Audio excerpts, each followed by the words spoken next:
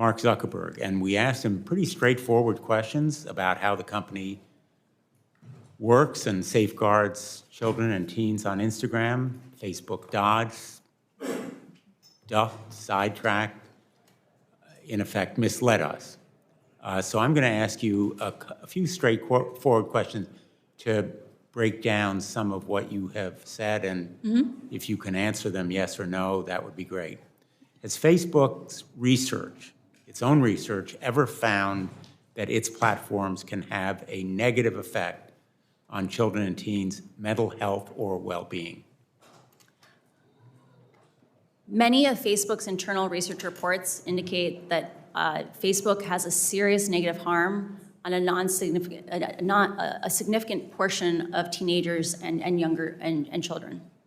And has Facebook ever offered features that it knew had a negative effect on children's and teens' mental health?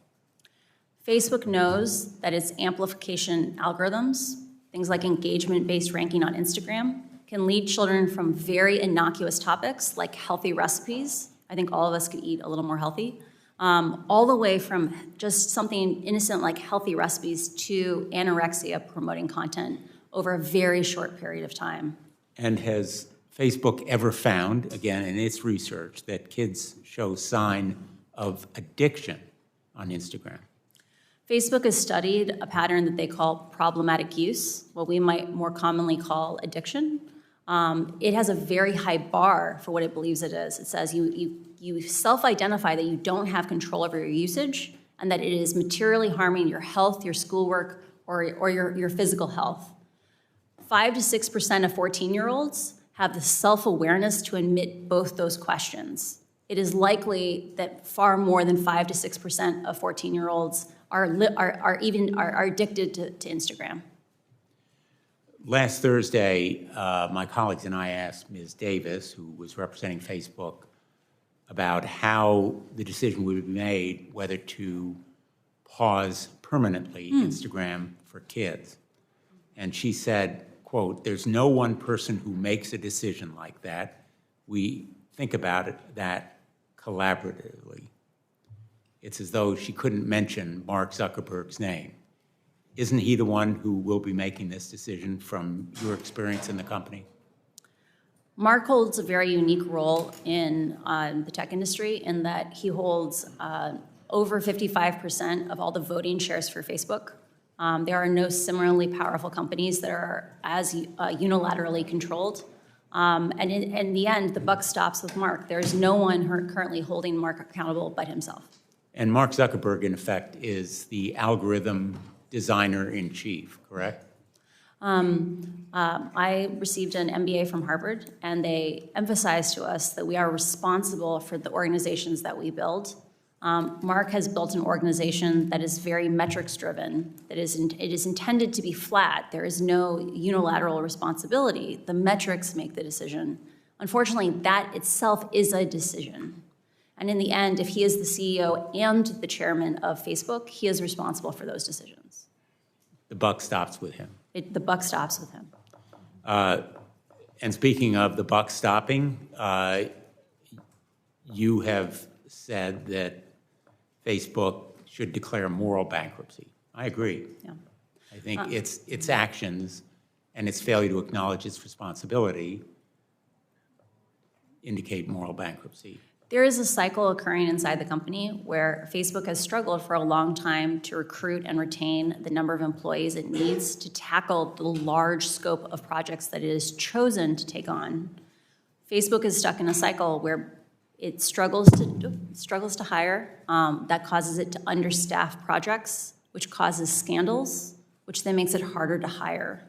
Part of why Facebook needs to come out and say, we did something wrong, we made some choices that we regret, is the only way we can move forward and heal Facebook is we first have to admit the truth. Like the way we'll have reconciliation and we can move forward is by first being honest and declaring moral bankruptcy. Being honest and acknowledging that Facebook has caused and aggravated a lot of pain simply to make more money. And it has profited off spreading disinformation and misinformation and sowing hate. Facebook's answers to Facebook's destructive impact always seems to be more Facebook. We need more Facebook, which means more pain and more money for Facebook. Would you agree? I don't think at any point Facebook set out to make a destructive platform. I think it is a challenge of that Facebook has set up an organization where the parts of the organization responsible for growing and expanding the organization are separate and not regularly cross-pollinated with the parts of the company that focus on the harms that the company is causing. And as a result, regularly, integrity actions, projects that were hard fought by the teams trying to keep us safe, are undone by new growth projects that counteract those same remedies. So I do think it's a thing of there are organizational problems that need oversight, and Facebook needs help in order to move forward to a more healthy place. And whether it's teens bullied into suicidal thoughts or the genocide of ethnic minorities in Myanmar, or fanning the flames of division within our own country or in Europe, they are ultimately responsible for the immorality of the pain that's caused. Facebook needs to take responsibility for the consequences of its choices. It needs to be willing to accept small trade-offs on profit. And I think just that act of being able to admit that it's a mixed bag is important. And I think that what we saw from Antigone last week is an example of the kind of behavior we need to support Facebook in growing out of, which is instead of just focusing on all the good they do, admit they have responsibilities to also remedy the harm.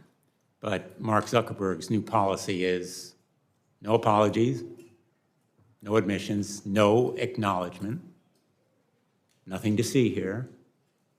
We're going to deflect it and go sailing. I turn to the ranking member.